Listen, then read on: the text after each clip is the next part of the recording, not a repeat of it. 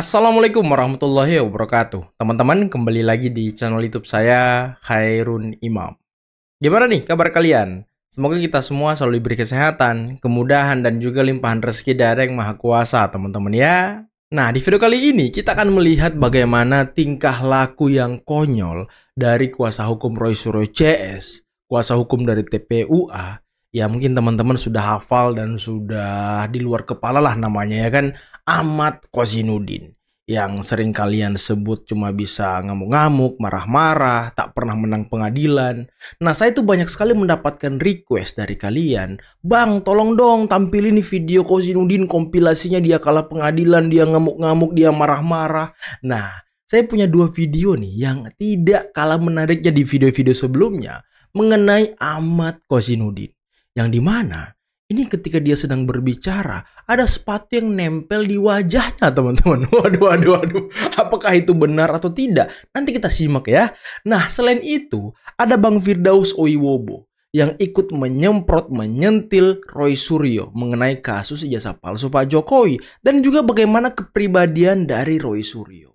Nah, terakhir saya juga akan memperlihatkan ini debat yang sangat sengit antara Ketua Umum Rampai Nusantara pendukung Pak Jokowi yakni Bung Semar Mardiansyah melawan Roy Suryo, yang ketika mereka berdua tampil di Kompas TV, yang dimana Bung Semar sampai mengingatkan Roy Suryo, ya Bung Roy siap-siapkan mental gitu ya kan, karena sebentar lagi kemungkinan besar Mas Roy akan tidur di ruangan 1x2 bersama dengan tikus-tikus. Waduh.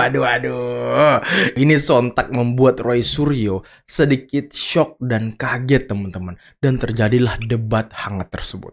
Tapi sebelum kita mulai videonya, jangan lupa like, subscribe, dan share. Dan tanpa perlu berlama-lama lagi, mari kita mulai videonya berikut ini. Saya pernah bilang bahwa ini kayaknya kena sakit jiwa, Roy Suryo. Siapa yang sering membodoh-bodohkan orang tanpa sebab, ya, itu dia sesungguhnya dia yang bodoh. Kan Roy Suryo ini bagaikan keledai. Jatuh di lubang yang sama tapi tetap masih mau jatuh lagi di lubang yang sama. Kebodohan Roy Suryo ini udah sangat maksimal ya. Bahkan ini orang, saya pernah bilang bahwa ini kayaknya kena sakit jiwa Roy Suryo. Waduh. Makanya saya minta sama pemerintah waktu itu, tolong buatkan cyber ODGJ.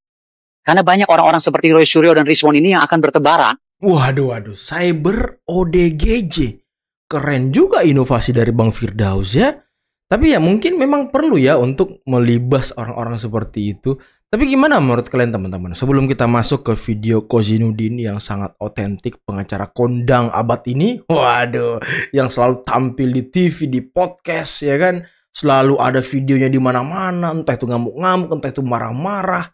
Kita simak ya. Ini dia marah-marah ngapain lagi nih?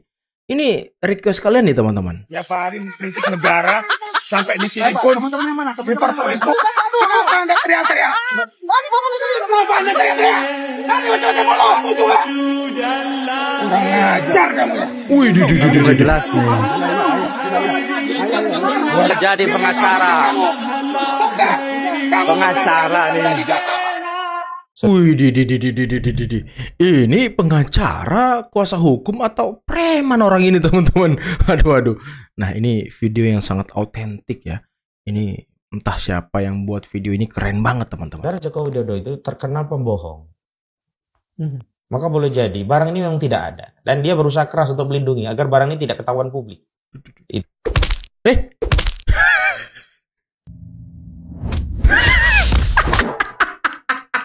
Disumpal pakai pantofel loh. Waduh. Tapi siapapun Anda yang mengedit video tadi, ya sepertinya Anda sudah mengobati sebagian besar hati dari masyarakat Indonesia yang sudah kesel, yang sudah jengkel dengan kelakuan dan juga narasi-narasi liar bin sesat dari Ahmad Kozinudin. Dan video tadi teman-teman ternyata sudah ditonton 500 lebih orang di TikTok. Waduh. Jadi ini ada sesi kedua mas, belum selesai. Ini nggak nyambung. Jadi dia tidak mengikuti apa mediasi yang dilakukan oleh Pak Paiman dan Betor. Betor mengatakan, Anda ada nggak di sidang hari itu? Ini bukan sidang, Dek. Ya, sorry ya, ini bukan sidang ya. Kita menjelaskan ini mediasi.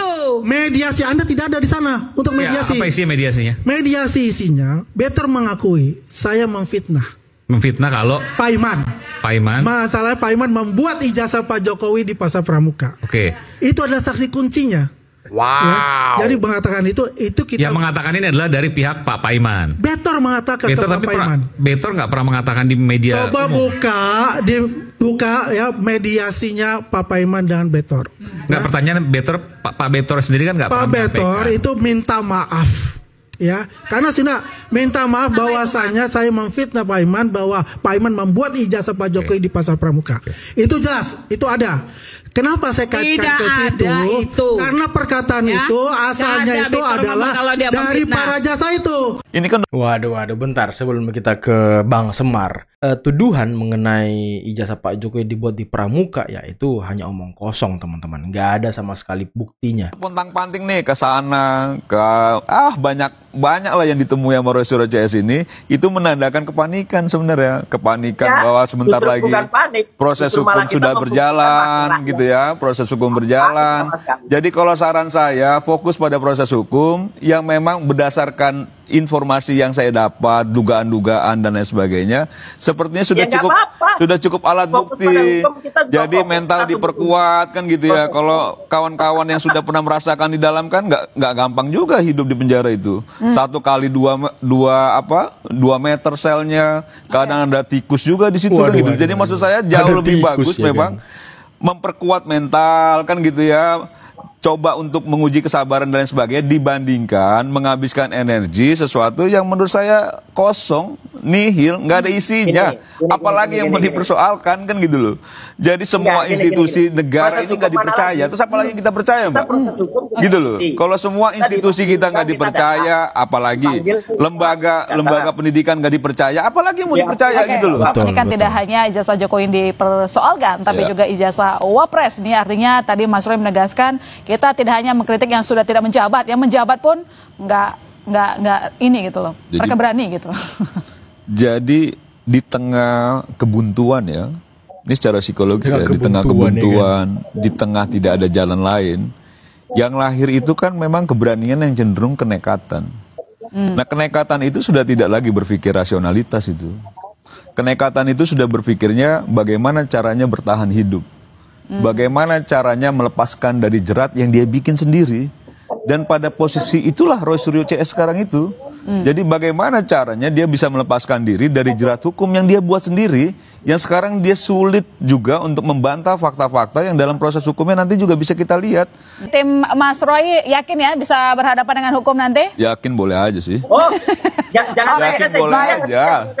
Yakin boleh aja. Cuman saran saya udah siap-siap saja. Biarkan gitu, biarkan itu. Siap-siap. Iya dibiarkan. Dan sambil saya kasih saran siap-siap aja. Siap-siap gitu loh. Diperkuat mentalnya kan gitu ya. Hukum mana. Oke, baik, kita tunggu nanti putusan pengadilan juga proses update-nya nanti terkait dengan laporan yang diberikan oleh Mas Roy CS. Takut dia si Roy masuk DPR ya, Mas. Terima kasih. Selamat malam Mas Roy, selamat malam Mas Mardi. Sampai malam. Nah, mereka ini sekarang teman-teman sudah naik dalam proses laporan polisi Pak Jokowi ke tahap penyidikan.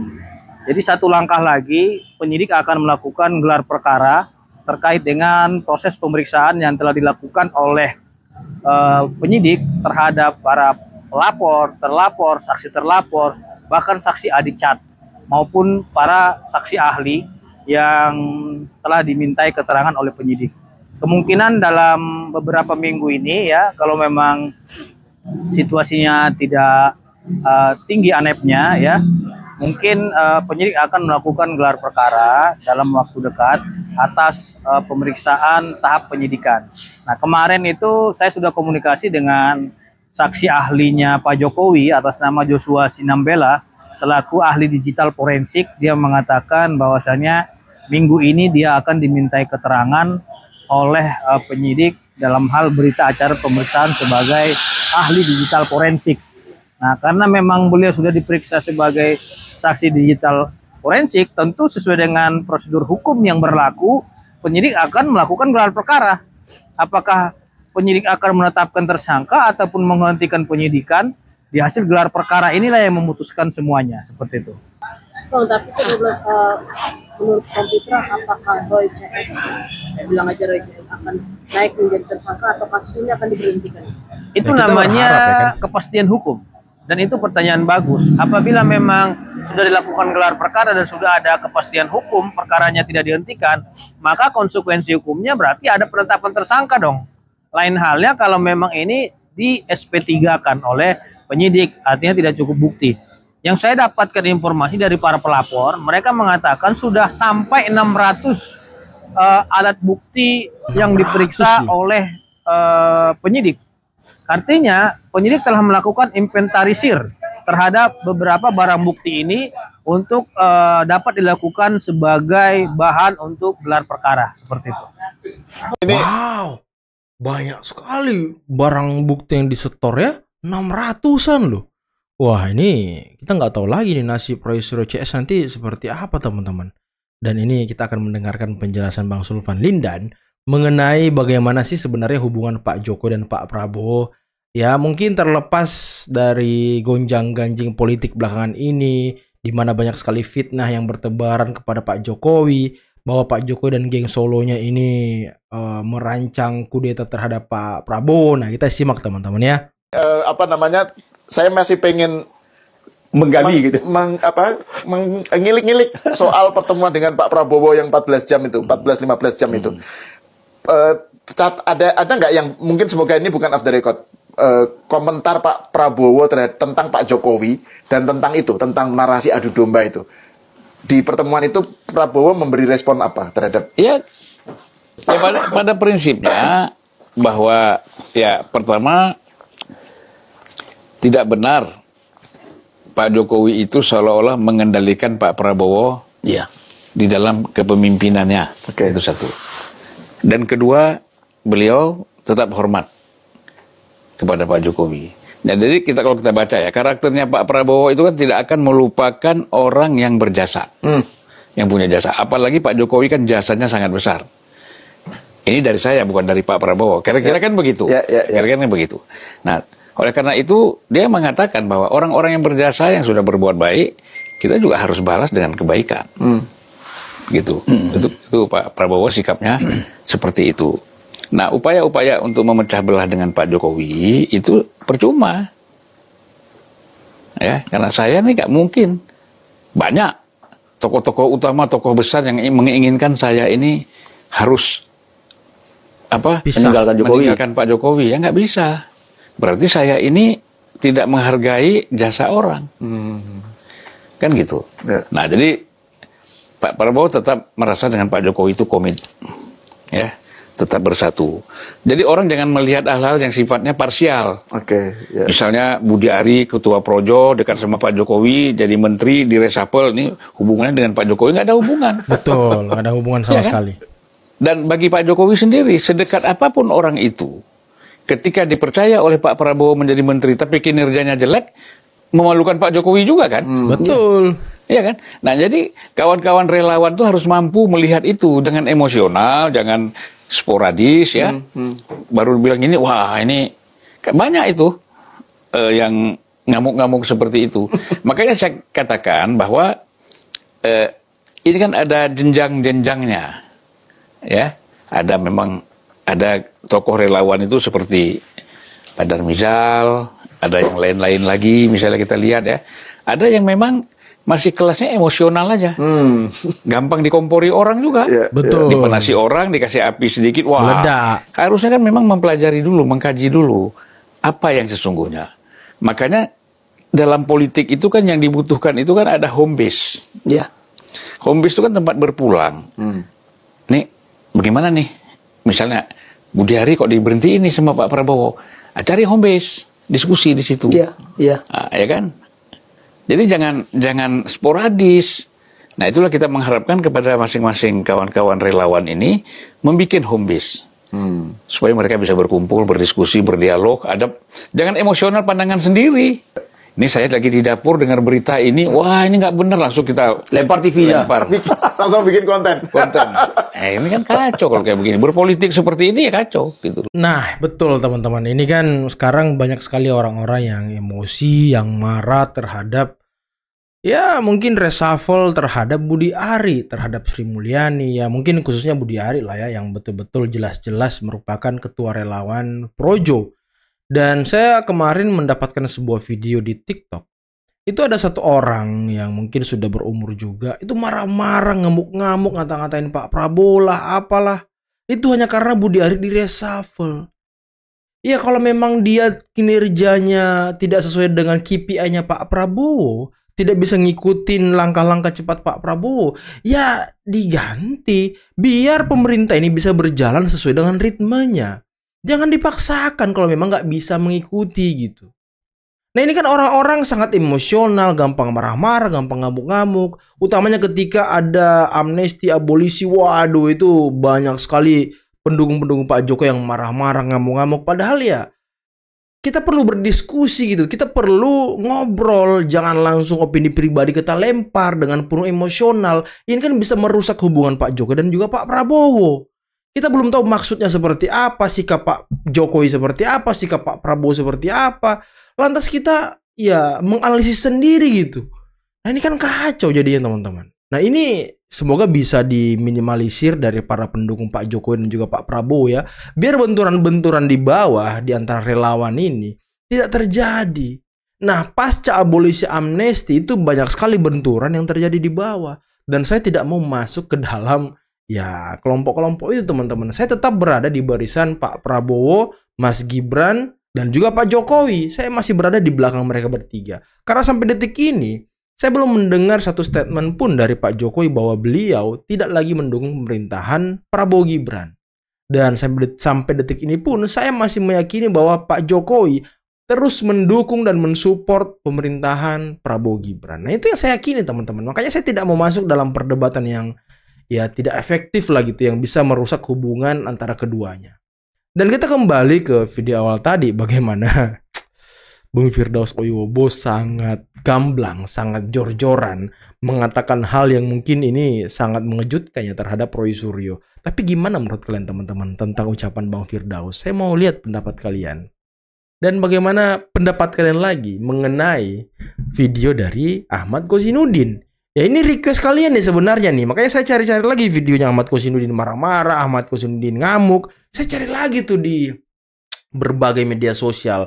Ya akhirnya dapatlah dua teman-teman ya.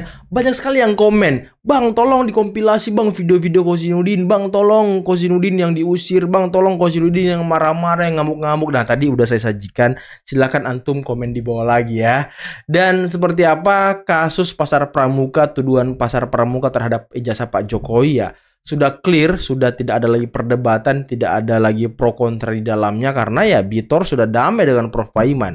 Bitor sudah menyatakan bahwa ya dia salah gitu menuduh Prof Paiman yang membuat ijazah Jokowi di Pasar Pramuka, dan itu tuduhan yang dibuat-buat sendiri oleh Bitor, itu fitnah yang dilakukan oleh Bitor. Dan bisa kalian dengarkan sekarang dari gerombolan pembenci Roy Suryo CS, para terlapor ini sudah tidak pernah menyuarakan soal Pasar Pramuka karena memang terbukti itu fitnah teman-teman. Sekarang nggak ada lagi mereka ngomong Pasar Pramuka kan? Kapan kalian dengar belakangan, mungkin seminggu 2 minggu belakangan ini mereka ngomong soal Pasar Pramuka? Nggak pernah. Ya kenapa mereka langsung begitu percaya saja kemarin ya? Karena setiap isu negatif terhadap Pak Jokowi ya mereka selalu serap dan berusaha untuk membuktikan gitu. Tapi ternyata mungkin penelusuran mereka selama ini ya nihil. Sama seperti dengan penelitian mereka yang nihil juga. Nah, dan seperti apa ya support mungkin yang dilakukan oleh Bung Semar tadi kepada Roy Suryo, kuatkan mental. Nanti hidup di ruangan 1x2 bersama tikus-tikus ya kan. Ini sebentar lagi akan pengumuman tersangka ya, sebentar lagi teman-teman, kita tunggu aja. Ini bakal ada kejutan-kejutan ya di minggu-minggu depan kalau nggak salah ya, atau di bulan inilah, mengenai ya nasib mereka ini, para penuduh ijazah palsu. Tapi ya sebelum saya akhiri, jangan lupa teman-teman ya like, subscribe, dan share videonya. Akhir kata, billahi taufiq wal hidayah. Assalamualaikum warahmatullahi wabarakatuh. Bye-bye.